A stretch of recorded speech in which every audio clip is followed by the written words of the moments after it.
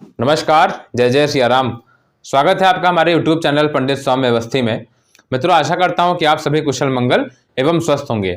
आज का यह वीडियो मैं अपने उन सभी भाई बंधुओं को समर्पित करना चाहूँगा जो भी कर्मकांड अथवा पूजा पाठ कराना अभी नया नया सीख रहे हैं अथवा सीख तो चुके हैं, लेकिन उनके दिमाग में खलबली मच जाती है जब वे किसी के यहाँ पूजा पाठ कराने जाते हैं। उन्हें समझ नहीं आता कि पूजन सामग्री को वे किस प्रकार से व्यवस्थित करें।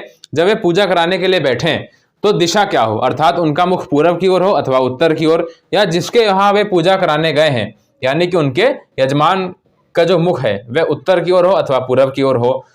तत्पश्चात उनके यजमान की उसके पत्नी के साथ में ग्रंथि बंधन हमें किस मंत्र के द्वारा करानी है, कैसे करानी है और कब करानी है, और फिर हमें दीपक कब प्रज्वलित करना है, किस मंत्र के द्वारा, फिर आचमन, पवित्री पहनना, पवित्रीकरण, आसन शुद्धि, तिलक, शिखा बंधन, प्राणायाम, फिर आपका रक्षा विधान, स्वस्ति वाचन, अक्षत प्रक्षेप और मांगलिक श्लोक।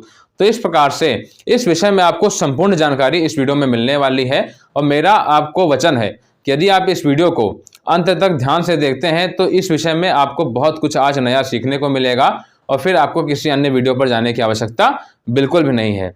मित्रों, सबसे पहले मैं आपको बता दूं कि अगर आप किसी व्यक्ति के यहाँ पूजा पाठ कराने के लिए जाते हैं और वहां जाने के बाद आपके मन में डर का माहौल उत्पन्न हो जाता है, तो ऐसे में आप क्या करें, सबसे पहले एकाग्रचित्त हो जाइए, अपने मन को शांत कर लीजिए और तत्पश्चात अपने इष्ट देवता का और अपने गुरुजनों का ध्यान करिए और फिर आप भगवान शंकर का यह मंत्र 3 से 5 बार अवश्य पढ़ें कि काल हरो, कष्ट हरो, दुख दारिद्र हरो, नमामि शंकर, भजामि शंकर, हर हर शंकर त्वम शरणम। इस प्रकार से आप इस मंत्र को 3 से 5 बार पढ़िए और मेरा आपको वचन है कि इस मंत्र को पढ़ने के बाद आपके अंदर कई गुना जोश उत्पन्न हो जाएगा और मन ही मन आप भाव कर लीजिए कि राम काज किन्हे बिनु मोहे कहाँ विश्राम, कि अर्थात मैं तो भगवान का कार्य करने के लिए निकला हूँ। इस कार्य को करते समय मेरे मार्ग में कोई भी विघ्न बाधा आएगी तो मैं उसको समाप्त किए बिना विश्राम नहीं करूंगा, यानी कि भगवान का कार्य करके ही घर लौटूंगा। तो इस प्रकार से आपको मन में अपने भाव कर लेना चाहिए। अब बढ़ते हैं कि हमें पूजन सामग्री को किस प्रकार से व्यवस्थित करना चाहिए। मान लेते हैं कि आप किसी व्यक्ति के यहाँ भगवान श्री सत्यनारायण जी की कथा कराने गए। अब आपको सबसे पहले मालूम होना चाहिए कि पूजन सामग्री इस कथा में हमें क्या क्या चाहिए, जैसे रोली, सिंदूर, हल्दी, चंदन, कलावा, कपूर, लौंग, सुपारी, इलायची, आम के पत्ते, पान के पत्ते और 2 लोटे हमें चाहिए होंगे, जैसे एक कलश बनाने के लिए और दूसरा हमें जैसे आसन पे जैसे जल छोड़ना है या जैसे आचमन कराना है, तो इस प्रकार से। और कुछ थालियां हमें चाहिए होंगी। फिर कथा में हवन भी होता है, तो हवन सामग्री, हवन के लिए आम की लकड़ियां या नवग्रह की जैसे जो लकड़ियां होती हैं, तो इन सभी वस्तुओं का हमें ध्यान देना चाहिए। और आप यह भी देख लीजिए कि कहीं कोई पूजन सामग्री कम तो नहीं है, जैसे गाय का कच्चा दूध, दही, घी, शहद, शक्कर, इन सभी चीज़ों का भी आपको ध्यान देना चाहिए। फिर मान लेते हैं कि आपको पूजा पाठ शुरू करानी है तो आपको दीपक जलाना पड़ेगा, लेकिन उस समय आपके पास माचिस नहीं है। अब कोई व्यक्ति गया दुकान माचिस लेने के लिए, या भगवान शालिग्राम जी को स्नान कराने की बारी आई तो गाय का कच्चा दूध चाहिए, लेकिन घर में तो सारा दूध उबाल दिया गया। तो आप घर उनके पहुंचते ही पहले बता दीजिए कि थोड़ा गाय का कच्चा दूध आप बचा लीजिएगा, ताकि मौके पर जो पूजा है वह रुके नहीं, निरंतर बढ़ती रहे आगे। अब बात करते हैं कि पूजा पाठ कराते समय हमें दिशा का ध्यान क्यों देना चाहिए। जिसकी दिशा सही होती है तो उसकी दशा ऑटोमेटिक सही होती है। अगर आप घर में अकेले पूजन कर रहे हैं तो आपको पूरब दिशा की ओर मुख करके बैठना चाहिए, लेकिन अगर आप आचार्य बन करके किसी व्यक्ति के यहाँ जाते हैं पूजा पाठ कराने के लिए, तो ये मैंने डायग्राम बना रखा है, इसको आप अपनी कॉपी में बना लीजिए ताकि आपको याद हो जाए। जैसे यहाँ पे मैंने लिख रखा है बड़ा आ, तो इसका अर्थ है आचार्य। तो आप जब पूजा कराएंगे, आप आचार्य बनकर गए हैं, तो आपकी जो दिशा होगी, आपका जो मुख होगा वह उत्तर दिशा की ओर होगा, और आप जिनके यहाँ पूजन कराने गए हैं अर्थात आपके यजमान, उनका मुख पूर्व दिशा की ओर होगा। ध्यान देने वाली बात यह है कि यजमान अगर विवाहित है, उसकी शादी हो गई है, तो उसकी पत्नी भी पूजन में बैठेगी तो वह उसके दाहिने ओर बैठेगी, अर्थात पुरुष के हमेशा दाईं ओर पत्नी पूजन में बैठती है। तो इस विषय में आपको ध्यान देना है। मुझे आशा है कि आपको समझ में आया होगा। फिर बारी आती है ग्रंथि बंधन की। यजमान का उसकी पत्नी के साथ में गांठ जोड़ी जाती है, तो यजमान के बाएं कंधे पर आप एक अंगूछा रखा दीजिए कुछ इस प्रकार से, और इस अंगूछे का जो दूसरा सिरा होगा उसकी पत्नी एक लाल रंग की चुनरी ओढ़ के बैठी होंगी। उस चुनरी और इस अंगूछे को आपको दोनों को बांधना है, लेकिन ध्यान रहे इस अंगूछे को आपको पहले इस प्रकार से खोल लेना है। इसमें कुछ अक्षत, फूल और कुछ दक्षिणा आपको रखा देनी है। और इस प्रकार से इसको ऐसे मोड़ करके उस चुनरी के द्वारा आपको गांठ जोड़ देनी है। जब आप गांठ जोड़ेंगे तो आपको इन दोनों मंत्र को पढ़ना चाहिए। अगर आप नया नया पूजा पाठ कराना सीख रहे हैं तो फिलहाल आप इस नीचे वाले मंत्र को बोलिए कि ये न बद्धो बलि राजा दानवेंद्रो महाबलः तेन त्वाम अनुबंधनामि रक्षे माचल माचला। अथवा अगर आप चाहते हैं थोड़ा बड़ा मंत्र हम पढ़ें तो इसको भी आप पढ़ सकते हैं कि हरि ओम यदा बधनन दाक्षायणा हिरण्य गुंग। यहाँ पे आप इसको ठा के ऊपर राम मत पढ़ लीजिएगा, यह आपका गुंग है। तो हरि ओम यदा बधनन दाक्षायणा हिरण्य गुंग शतानिकाय सुमनस्य मानहा तन्म आबधनामि शतशारदा या युष्मांजर दष्टिर यथासमा। तो इस प्रकार से आप इसको लय में पढ़ने का प्रयास करें। अब मित्रों बारी आती है दीपक प्रज्वलित करने की। तो आप यजमान से अथवा कर्ता से कहिए कि वे माचिस के द्वारा दीपक जलाएं। तो आपको मंत्र पढ़ना है इस समय, हरे ओम चंद्रमा मनसो जातश्चक्षुः सूर्यो अजायता श्रोताद वायुश्चा प्राणश्चा मुखात् अग्निर अजायता। यह आपका वैदिक मंत्र है। आप इस मंत्र को भी पढ़ सकते हैं कि शुभम करोतु कल्याणम आरोग्यम सुख संपदाम शत्रु बुद्धि विनाशम चा मम बुद्धि प्रकाशम चा दीप ज्योतिर्नमोस्तुते। यहाँ पर मैं आपके लिए 2 मंत्र और लिखे दे रहा हूँ, यदि आप चाहें तो इन दोनों मंत्रों को भी बोल सकते हैं। दीपो ज्योति परब्रह्मा दीपो ज्योतिर्जनार्दनः दीपो हरतु मे पापम अखंड दीप नमोस्तुते भो दीप देव रूपस्त्वं कर्म साक्षी है विघ्नकृत यावत् कर्म समाप्ति स्यात् तावत् त्वं सुस्थिरो भवः। यानी कि इन दोनों मंत्रों को आप चाहे तो पढ़ सकते हैं। इन मंत्रों का भाव यह है कि हे दीप, आप मेरे इस कर्म के साक्षी बन करके जब तक हमारा यहाँ कर्म पूर्ण ना हो जाए तब तक आप यहाँ पर प्रकाशित रहें। अब मित्रों बारी आती है आचमन की, कि हमें आचमन किस प्रकार से कराना है। तो देखिए, तांबे का यह एक छोटा सा गिलास होता है, इसे कहते हैं पंचपात्र, और एक छोटी सी चम्मच होती है, इसे कहते हैं आचमनी। आपको क्या करना है, इस पंचपात्र में शुद्ध गंगाजल भर लेना है और गंगाजल इसमें भरने के बाद इस आचमनी को आपको इसमें रख देना है। अब जो व्यक्ति पूजा कर रहा है, जैसे मान लीजिए आप स्वयं पूजन कर रहे हैं अथवा या यजमान के द्वारा आप पूजन करा रहे हैं, तो आप क्या करेंगे, उनसे आप कहिए कि दाहिने हाथ का अंगूठा और तर्जनी वाली उंगली को इस प्रकार से मिला लें और उनकी हथेली में आप यहाँ पर जल दीजिए। जल देने के पश्चात उनसे आप कहिए कि माथे में लगाएं और यहाँ पर ब्रह्म तीर्थ का वास होता है और इस जल को ग्रहण कर लें। और इस बीच आपको बोलना है ओम केशवाय नमः। जैसे मान लीजिए आपने जल दिया, अब जल उनसे कहिए कि माथे में लगाएं, ओम केशवाय नमः। इस प्रकार से पहला आचमन हुआ। फिर आपको दोबारा से जल दे देना है, ओम नारायणाय नमः। फिर जल ग्रहण कर लिया, फिर आप दे दीजिए ओम माधवाय नमः। इतना कहने के बाद अब आप उनसे कहिए कि दाहिने हाथ का अंगूठा ये रहा, इसके नीचे का जो पोर्शन है इसके द्वारा अपने दोनों ओठों को इस प्रकार से पोंछ लें और मंत्र आप पढ़िएगा, ओम ऋषिकेशाय नमः, ओम गोविंदाय नमः। तो इस प्रकार से हमारा आचमन संपन्न हुआ और उसके बाद आपको उनके दोनों हाथों में जल दे देना है और वे दोनों हाथों को अच्छे से धो लेंगे। अब मित्रों इसके बाद बारी आती है पवित्री की, जिसे कई लोग पैंती भी कहते हैं। वो देखिए आपकी कुशा के द्वारा बनती है, कुछ इस प्रकार की होती है, या पूजा पाठ कराने वाली या जो पूजा पाठ की दुकान होती है वहाँ पर आपको सरलता से उपलब्ध हो जाएंगी। जो दोहरे कुश के द्वारा पवित्री बनी होती है उससे आपको दाहिने हाथ की अनामिका उंगली में पहनना होता है, और जो 3 कुश के द्वारा पवित्री बनी होती है उससे आपको बाएं हाथ की अनामिका उंगली में पहनना होता है। अब मान लीजिए जो पूजन कर रहा है वह पहले से ही सोना, चांदी, पीतल, तांबा या कांसे की अंगूठी पहले से पहने हुआ है, तो वह पवित्री पहने चाहे ना पहने कोई दिक्कत नहीं है। सोना, चांदी इत्यादि ये जो धातुएं होती हैं ये पवित्री का काम कर लेती हैं। अब मित्रों जब आप पवित्री पहनाएंगे तो उस समय आपको कौन सा मंत्र पढ़ना है, तो देखिए मैंने यहाँ पर मंत्र लिख रखा है, अरे ओम पवित्रेस्थो वैष्णव्यो सवितुर्वः प्रसव उत्पुन्ना में अच्छिद्रेण पवित्रेण सूर्यस्य रश्मिभिः तस्य ते पवित्र पते पवित्र पूतस्य यत्कामः पुनः तच्छके अम्मा। तो इस प्रकार से आप इस मंत्र को अपनी कॉपी में लिख लीजिए और इसका निरंतर अभ्यास करिए और इसको याद कर डालिए, ताकि जब आप पूजा पाठ कराएं तो आपको समय समय पर पुस्तक की ओर देखना ना पड़े। तो मित्रों देखिए हमने आचमन कर लिया, हमने पवित्री पहन ली, अब बारी आती है पवित्रीकरण की। पवित्रीकरण का अर्थ होता है अपने ऊपर, यजमान के ऊपर और समस्त पूजन सामग्री के ऊपर शुद्ध जल छोड़ करके उसे पवित्र करना। तो इसके 2 चरण होते हैं, पहला आपका आता है विनियोग, फिर आपका आता है मंत्र। अब विनियोग क्या होता है बहुत लोग नहीं जानते होंगे। तो दाहिने हाथ में आप 1 आचमनी जल ले लीजिए और फिर आप इस विनियोग को पढ़िए। पढ़ने के बाद आपको उसे शुद्ध भूमि पर छोड़ देना होता है अथवा किसी छोटी सी कटोरी में भी आप उसे गिरा सकते हैं।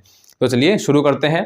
सबसे पहले आप अपने दाहिने हाथ में 1 आचमनी जल ले लीजिए और फिर आप इस मंत्र को पढ़िए, हरि ओम अपवित्रो पवित्रो वेत्यस्या वामदेव ऋषिर गायत्री छंदो विष्णुर्देवता शरीर आदि पवित्र करने विनियोगा। और जो जल था उसे आप भूमि के ऊपर छोड़ दीजिए। तत्पश्चात आपको एक तांबे के लोटे में शुद्ध गंगा जल ले लेना है और उसमें समूची कुशा, यानी कि कुशा की उसमें जड़ भी हो, तना भी हो, और कुशा आपकी जो है कटी फटी ना हो, पूरी समूची होनी चाहिए। उस कुशा को आप जो है जल में 2-3 बार हिला करके जो है सभी के ऊपर छोड़ दीजिए तथा पूजन सामग्री के ऊपर भी आप छोड़ दीजिए। और यह मंत्र आप पढ़िए, हरि ओम अपवित्रः पवित्रो वा सर्वावस्थांगतोऽपि वा या स्मरेत पुंडरीकाक्षं सा बाह्याभ्यंतरा शुचिः। इतना करने के बाद आपको ओम पुंडरीकाक्षः पुनातु, इससे आपको 3 बार पढ़ना है। जैसे ओम पुंडरीकाक्षः पुनातु, ओम पुंडरीकाक्षः पुनातु, ओम पुंडरीकाक्षः पुनातु। अब मित्रों इसके बाद बारी आती है आसन शुद्धि की। आसन शुद्धि हमें किस प्रकार से करनी है, तो इसके लिए सबसे पहले आप अपने दाहिने हाथ में 1 आचमनी जल ले लीजिए और फिर आपको इस विनियोग को पढ़ना चाहिए। हरि ओम पृथ्वी दे मंत्रस्य मेरु पृष्ठ ऋषि श्रुतलम छंदा कूर्मो देवता आसन पवित्र करणे विनियोगः। और जो आपने आचमनी जल लिया था उसे आप भूमि के ऊपर अथवा किसी छोटी सी कटोरी में छोड़ दीजिए। इतना करने के बाद अब आपको उसी कुशा के द्वारा अपने आसन के चारों ओर और कुछ अपने आसन के आगे और कुछ आसन के ऊपर, इन 3 जगह पर आपको जो है जल छोड़ लेना चाहिए। और यह मंत्र आपको पढ़ना चाहिए, हरि ओम पृथ्वी त्वया धृता लोका देवी त्वं विष्णुनाधत्रा त्वं चाधारय माम देवी पवित्रम कुरु चा आसनम। अब आसन शुद्धि के बाद बारी आती है तिलक करने की। तो यहाँ पर मैंने तिलक के 2 मंत्र लिख रखे हैं। पहला आपका यहाँ से ओम स्वस्ति नः और दूसरा आपका आता है आदित्य से। तो देखिए पहला मंत्र आप पढ़ने का प्रयास करें मेरे साथ में, हरि ओम स्वस्ति न इंद्रो वृद्धश्रवाः स्वस्ति नः पूषा विश्ववेदाः स्वस्ति नस्तार्क्ष्यो अरिष्टनेमिः स्वस्ति नो बृहस्पतिर्दधातु। पहला मंत्र आपका ये होगा। दूसरा मंत्र है आदित्या वसवो रुद्रा विश्वे देवा मरुद्गणा तिलकम तु प्रयक्षामि धर्म कामार्थ सिद्धये। अब इसके बाद बारी आती है शिखा बंधन की। तो व्यक्ति किसी भी वर्ण का हो उसे पूजन करते समय अपनी शिखा में गांठ लगा लेनी चाहिए, अर्थात उसका बंधन कर लेना चाहिए। तो इसके लिए मैंने यहाँ पर 2 मंत्र लिख रखे हैं। पहला आपका आता है, हरे ओम मानस्तो के तनये मान आयुखि मानो गोखु मानो अश्वे खुरी रिखा मानो विरान रुद्र भामिनो बदिर हविक मंता सतमित्वा हवामहे। दूसरा मंत्र आपका आता है, चिद्रूपिणी महामाये दिव्य तेजा समन्विते तिष्ठ देवी शिखा मध्य तेजो वृद्धिम कुरुस्व में। अब बारी आती है प्राणायाम करने की। प्राणायाम की विधि क्या है वह अभी मैं आपको बता रहा हूं। उसके पहले आप जान लीजिए कि प्राणायाम करते समय हमें मंत्र कौन सा पढ़ना है। या तो आप इतना बड़ा पूरा मंत्र पढ़िए अथवा यहाँ से पढ़ दीजिए, हरि ओम आपो ज्योति रसोमृतम ब्रह्म भूर्भुवा स्वरोम। इतना मंत्र भी अगर आप पढ़ेंगे प्राणायाम के समय तब भी आपका काम चल जाएगा। अब प्राणायाम करते समय आपको सबसे पहले अपने दोनों नेत्रों को बंद कर लेना है। प्राणायाम 3 भागों में होता है, पूरक, कुंभक और रेचक। पूरक प्राणायाम में सबसे पहले हमने कहा अपने दोनों नेत्रों को बंद कर लीजिए। अपने दाहिने हाथ के अंगूठे के द्वारा नाक के दाहिने छिद्र को ऐसे बंद कर लीजिए और धीमे धीमे आप जो है अपने बाएं छिद्र के द्वारा श्वास को खींचते हुए नीले कमल के तुल्य श्याम वर्ण 4 भुजाओं से युक्त भगवान विष्णु का आपको अपनी नाभि में ध्यान करना है। यह आपका पूरक प्राणायाम हो गया। पूरक के बाद अगला आता है आपका कुंभक प्राणायाम। जैसा कि मैंने बताया, इस नासिका के यानी कि नासिका के दाएं छिद्र को आपने अपने दाहिने हाथ के अंगूठे के द्वारा ऐसे दबा रखा है। फिर आप क्या करेंगे, ये जो बीच की 2 उंगलियां होती हैं, अंगूठे के बाद जो 2 उंगलियां आती हैं, इन दोनों को आपको छोड़ देना है। बची आपकी कनिष्ठिका यानी बहुत छोटी वाली, फिर बगल वाली यानी कि अनामिका। फिर इन दोनों उंगलियों के द्वारा आपको अपने नासिका के बाएं छिद्र को बंद कर लेना है। और जब आप बंद कर लेंगे इसके बाद आपको अपनी श्वास को रोक लेना है। फिर कमल के आसन पर बैठे हुए रक्त वर्ण से युक्त चतुर्मुखी ब्रह्मा जी का आपको अपने हृदय में ध्यान करना है। यह आपका कुंभक प्राणायाम हो गया। फिर अगला आपका आता है रेचक प्राणायाम। इसमें आपको इन दोनों उंगलियों के द्वारा बाएं छिद्र को दबाए रखना है और दाहिने छिद्र को अंगूठे के द्वारा यहाँ से खोल देना है। और खोलने के बाद आपको धीमे धीमे श्वास को छोड़ते भी रहना है और 3 नेत्रों से युक्त भगवान शंकर का, जो कि श्वेत वर्ण के हैं, उनका आपको अपने मस्तक में यहाँ पर ध्यान करना है। तो इस प्रकार आपका यह प्राणायाम हो गया और प्राणायाम करने के बाद आपको पुनः आचमन भी कर लेना है। अब मित्रों इसके बाद बारी आती है रक्षा विधान की। ये क्या होता है, तो देखिए जब जब आप अपने देवी देवताओं का पूजन करते हैं तो आपके देवी देवता बलि होते हैं। किंतु यह बात राक्षसों को, असुरों को, या जैसे जो दैत्य हैं, नकारात्मक शक्तियां हैं, उनको यह बात पसंद नहीं आती कि उनके जो शत्रु हैं यानी कि देवी देवता वे बलि हो रहे हैं। तो ऐसे में वे क्या करते हैं, आकर के आपके पूजा पाठ को विघ्न यानी कि नुकसान पहुंचाना शुरू कर देते हैं। तो कहने का अभिप्राय यह है कि जब आप पूजा पाठ कर रहे हो तो नकारात्मक शक्ति आपके पास में आकर के आपके पूजा को भंग ना कर दे, तो इसके लिए रक्षा विधान का उपाय किया जाता है। इसके लिए आप क्या करेंगे, सबसे पहले अपने बाएं हाथ में पीली सरसों ले लीजिए, या अगर वह ना हो तो सफ़ेद चावल ही आप अपने बाएं हाथ में रख लीजिए और दाहिने हाथ से ऐसे करके ढक लीजिए। फिर आपको इन मंत्रों से उसे अभिमंत्रित कर लेना है।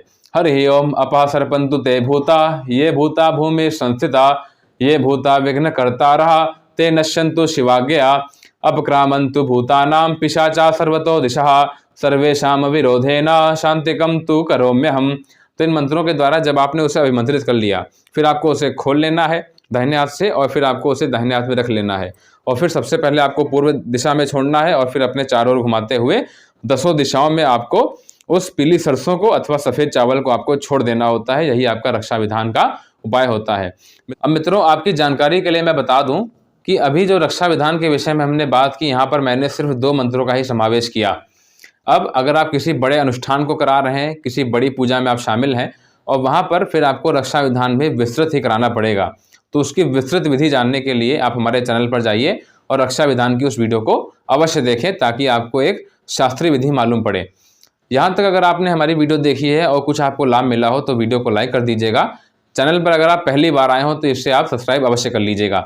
बढ़ते हैं आगे, बात करते हैं स्वस्ति वाचन की हमें कब कितना पढ़ना होता है। देखिए, सबसे पहले मैं आपको बताऊं कि स्वस्ति वाचन को सीखने के लिए आपको गीता प्रेस गोरखपुर के द्वारा प्रकाशित पंडित लाल बिहारी मिश्र जी की नित्यकर्म पूजा प्रकाश की आप पुस्तक खरीदनी चाहिए, अथवा अगर आपके पास पहले से हो तो यहाँ पर अगर आप आएंगे तो विशिष्ट पूजा प्रकरण में आपको यहाँ पर स्वस्ति वाचन मिल जाएगा। देखिए यहाँ पर इसका पृष्ठ संख्या आपकी जो है 184।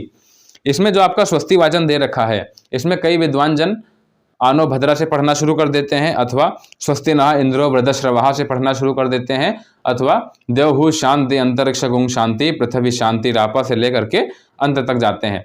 तो यदि आप विस्तृत पूजन करा रहे हैं तो मेरी सलाह आपको ये रहेगी कि आप आनो भद्रा से पढ़ना शुरू करें, अथवा अगर आपके पास समय कम है या जैसे कोई छोटी मोटी पूजा है तो सिर्फ स्वस्ति नः इंद्रो से आप पढ़ना शुरू करेंगे तो आपका काम बन जाएगा। स्वस्ति वाचन का पाठ करने से पहले आप अपने दाहिने हाथ में अक्षत और कुछ पुष्प रख लीजिए। तत्पश्चात आपको स्वस्ति वाचन का पाठ करना चाहिए, और जब पाठ पूर्ण हो जाए तो आपको उन अक्षत पुष्प को माथे में लगाना चाहिए और सामने रखे गौरी गणेश जी की जो प्रतिमा है, अथवा अगर आपने उन्हें सुपारी में स्थापित कर रखा है तो उनके पास आपको भाव के द्वारा अर्पित कर देना चाहिए। इसके बाद मैं आपको बताऊं, अब बारी आती है अक्षत प्रक्षेप वाले मंत्रों की। जैसे अगर आप इस पुस्तक में देखेंगे तो पृष्ठ संख्या 185 पर आपको देखने को मिलेगा, जैसे हरि ओम श्रीमन महागणाधिपतये नमः, ओम लक्ष्मी नारायणाभ्याम नमः, ओम उमा महेश्वराभ्याम नमः, ओम बाड़ी हिरण्यगर्भाभ्याम नमः, ओम शची पुरंदराभ्याम नमः, ओम इष्ट देवताभ्यो नमः, ओम कुल देवताभ्यो नमः, ओम ग्राम देवताभ्यो नमः, ओम स्थान देवताभ्यो नमः, ओम वास्तु देवताभ्यो नमः, ओम मातृ पितृचरण कमलेभ्यो नमः, ओम गुरु चरण कमलेभ्यो नमः। फिर आपका आता है ओम सर्वेभ्यो ब्राह्मणेभ्यो नमः, ओम सर्वेभ्यो तीर्थेभ्यो नमः।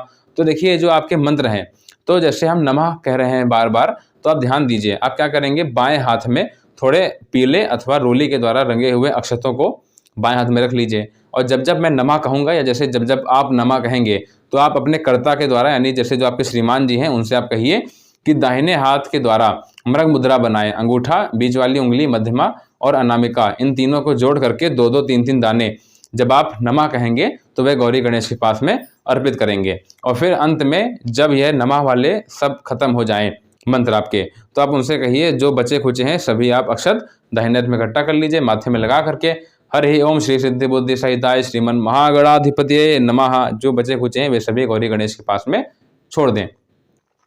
इतना करने के बाद अब बारी आती है मांगली श्लोक की। मांगली श्लोक के समय में जब आप उनका पाठ करना शुरू करें तो उसके पहले आपको दाहिने हाथ में अक्षत और कुछ पुष्प रख लेने चाहिए। तत्पश्चात आपको मांगली श्लोक का पाठ करना चाहिए, जैसे हरि ओम सुमुखश्च एकदन्तश्च कपिलो गजकर्णकः लंबोदरश्च विकटो विघ्ननाशो विनायकः धूम्रकेतुर्गणाध्यक्षो भालचंद्रो गजानना द्वादशैतानि नामानि या पठे शृणुयादपि। इस प्रकार से और भी आगे मंत्र हैं, जैसे वक्रतुंड महाकाय सूर्यकोटि समप्रभा, ये वाला आपका हो गया। जैसे सर्वमंगल मांगल्ये शिवे सर्वार्थ साधिके शरण्ये त्र्यंबके गौरी नारायणी नमोस्तुते। क्या जैसे तदेव लगनम सुदिनम तदेव तारा बलम चंद्र बलम तदेव विद्या बलम देव बलम तदेव लक्ष्मीपते तेंग्रियुगम स्मरामि। तो इस प्रकार से लगभग 16 या 17 मंत्र दे रखे हैं मांगलिक श्लोक वाले। तो जब इन सभी का पाठ कर लीजिए तो माथे में लगा लीजिए अक्षत पुष्प और भाव के साथ में गौरी गणेश जी की जो प्रतिमा है अथवा जो सुपारी है उन पर आप उसे अर्पित कर दीजिए। तो मित्रों, यह जो मैंने आपको जानकारी दी है कि पूजा पाठ आप कैसे शुरू कराएं, तो मांगलिक श्लोक तक का आपका लगभग हर एक पूजा में हमेशा कॉमन रहेगा। बस इसके बाद जो आता है संकल्प, तो हर एक पूजा का अलग अलग संकल्प होता है। संकल्प का अर्थ होता है जैसे आप किस समय में किस तारीख में, या जैसे आप ये समझ लीजिए किस तिथि में, वार में, नक्षत्र में, किस योग में अथवा किस करण में, या जब आप पूजा कर रहे हैं तब चंद्रमा कौन सी राशि में है या जैसे अन्य ग्रह कौन सी राशि में है, तो उस सभी का डाटा और आपका शुभ नाम, आपका गोत्र, इन सभी का डाटा मिला करके जो आप पूजा कर रहे होते हैं उसके द्वारा आपका संकल्प तैयार होता है। तो हर एक पूजा का अलग अलग संकल्प होता है। तो संकल्प के ऊपर मैंने अलग से वीडियो बना रखा है, उसे आप अवश्य देखें। इसी के साथ साथ संकल्प करने के बाद आप कोई भी पूजा कराएंगे, चाहे आप कोई कथा कराते हो भगवान की, चाहे आप रुद्राभिषेक कराएं, चाहे आप तिलक, परीक्षा या विवाह इत्यादि आप कर्म कराते हो, अथवा अगर आप यज्ञोपवीत संस्कार भी कराते हैं या कोई भी छोटी मोटी पूजा हो, चाहे न्यू पूजन हो, चाहे गृह प्रवेश हो, तो उसमें गौरी गणेश, नवग्रह, कलश, सप्तघृत मातृका, इन सभी देवी देवताओं का पूजन तो अवश्य ही होता है। तो यदि आपको उनका पूजन सीखना हो आसान विधि के द्वारा, तो आप हमारे चैनल को सब्सक्राइब कर लीजिए और चैनल पर आप अगर जाएंगे तो वहाँ पर आपको इन सभी विषयों की वीडियो अवश्य मिलेगी। मिलते हैं किसी और वीडियो में किसी अन्य विषय पर, तब तक के लिए राधे राधे।